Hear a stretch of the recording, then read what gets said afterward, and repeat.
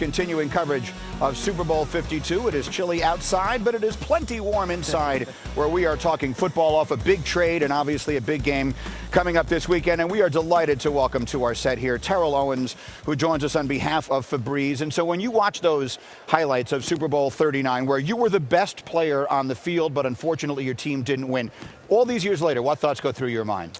That we came up short. I mean, we definitely had the formula, the makeup to win the Super Bowl. And again, obviously we saw it last year with Tom Brady.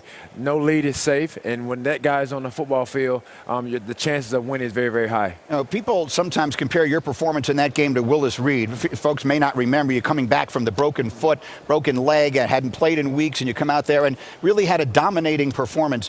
Do people talk about that with you to this day? Do you hear about that as much as Willis Reed is remembered 50 years later? I mean, a little bit, but I think because it was me, I think a lot of people labeled me selfish for playing in that game. But me, I think what I wanted to do most is really just exercise my faith in God, that know that I could play and do the impossible when doctors across the country said that I wouldn't even be walking, let alone running around trying to catch footballs at that time. They label you selfish. Yeah. That's one of the reasons last year when you were eligible for the first time, you did not get voted into the Pro Football Hall of Fame. You wait for this Saturday where you will hear to see if your name is called again. What thoughts are going through your mind with that? I'll be back in L.A. I got 2 basketball league games that I'll be playing in, so that's what I'll be doing. So, I mean, at this point in the stage of my career, I mean, as I've said the last 2 years when I was nominated for the induction, is that my stat speaks for itself. At the end of the day, that's what you got to go by.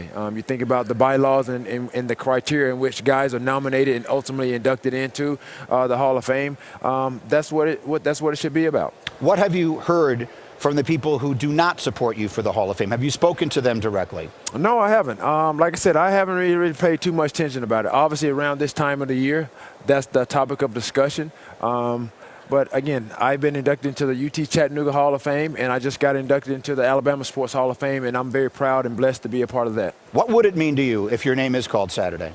Again, like I said, it just gives you the validation of who you are as a football player. But even if that's not, I mean, Google is not going anywhere. The internet is not going anywhere. My stats aren't going anywhere. Look, I've interviewed many people who have not supported you for the Hall of Fame, and they use the phrase bad teammate. What is your reaction? It is what it is. I mean, I know who I am as a person. If I was such a bad teammate, then why did every team continue to sign me? So, again, you have to put all that into consideration. I happen to agree with you, but they would say, if he was such a great player, which you were, why were you on so many teams? I mean, there's a number of guys that have played on a lot of teams. You think about basketball. You think about Shaquille O'Neal, one of the greatest dominant basketball players ever. I mean, how many teams did he play on? You can go down, the list of sports and see that. So again, clearly the writers, they feel like their bleep don't stink. That's a reference to Febreze, why I'm here.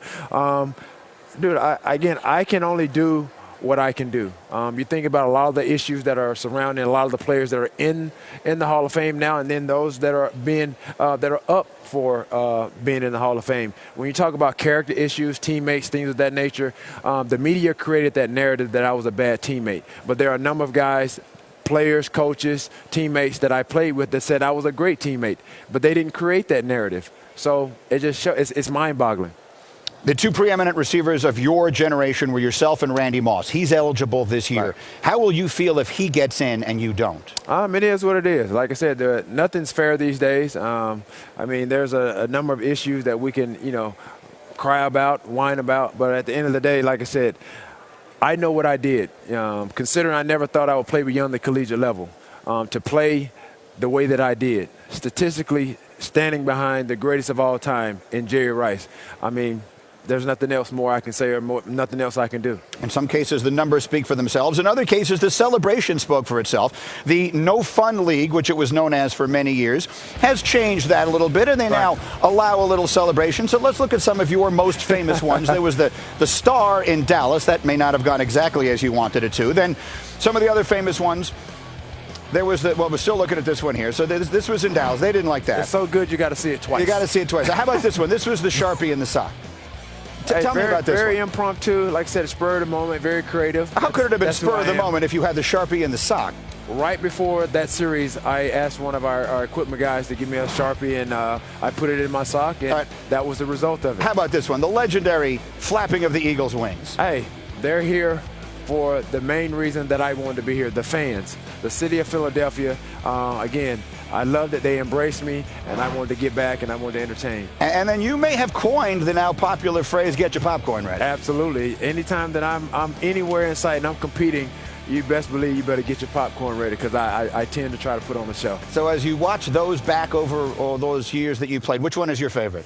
I like one that wasn't in there. I did impromptu. We played the Green Bay Packers, and I think McKenzie was on my shoulder. I dragged him into the end zone. It was like a muddy, sloppy game, and I saw the cheerleaders, and I went and grabbed the pom-poms, and I did that. That was, like I said, very creative, impromptu. That's T.O. I remember it well. You got a prediction? Patriots, Eagles? Well, I don't have a score in hand at the top of my head, but I'm rooting for the Eagles. Hopefully the third time's a charm. This is the third time the franchise has been to the Super Bowl, but they got their work cut out for them. T.O., on behalf of Fabrice, good to see you. Right, Thank you very much for coming by.